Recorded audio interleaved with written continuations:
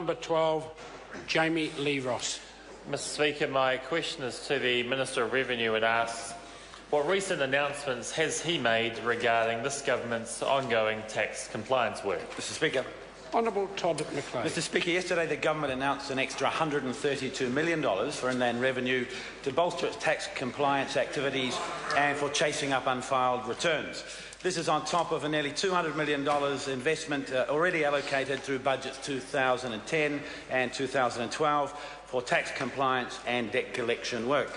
It's conservatively estimated that the new funding will generate a gross increase in Crown revenue of around $300 million over the next 5 years, which builds upon the extra $106 million already generated through the focus on unfiled returns since July of 2012.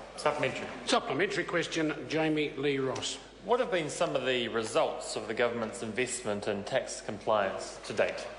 Honourable Todd McLean. Mr Speaker, it's important to note that the vast majority of New Zealanders voluntarily and responsibly pay their fair share of tax.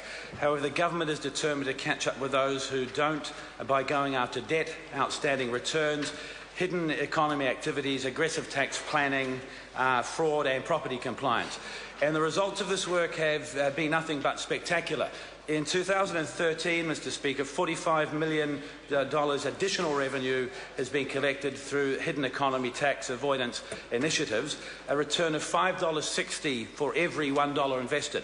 Non-compliance through property speculation, the taxing of capital gains, Mr Speaker, identified $53.8 million. That's $8.42 for every $1 invested.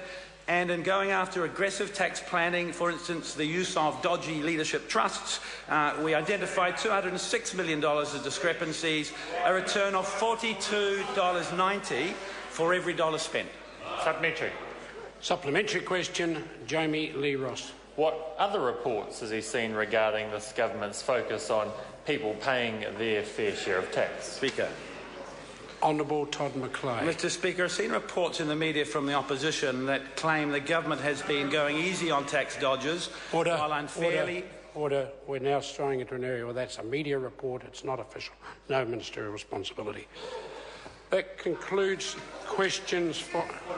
Point of order, Honourable Jerry Brownlee. Mr Speaker, I'm asking you this question for you more to reflect on than give an immediate answer.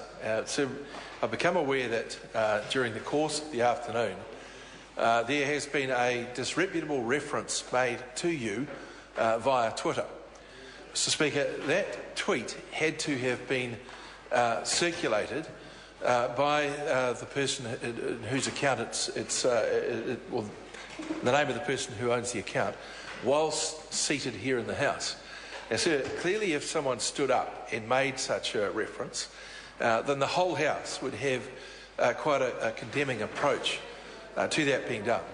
The question becomes, sir, how do you deal with people making disreputable comments by way of Twitter? Should we, in fact, pursue a privilege committee so that we can get a ruling on this at some point? Or could we perhaps discuss it later this afternoon at the Business Committee? So I think it would be a very unfortunate trend if members thought they could sit in this House and commentate on proceedings in a way that was derogatory of the Chair. The Minister raises a very interesting challenge. I think for this Parliament, this would not be the first time that I've seen a Twitter comment expressing some unhappiness with decisions that I've made. My job is to attempt to maintain the dignity of the House, and I assure all members I do this to the best of my ability in a completely unbiased fashion. I think the member suggests it's a discussion worthy of the Business Committee, is one we should follow through. It's probably something further that the Standing Orders Committee could also look at before its review is finalised.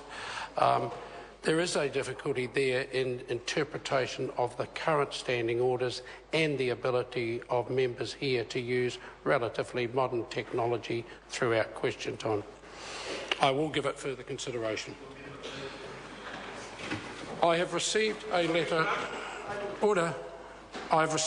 from the Honourable Ruth Dyson.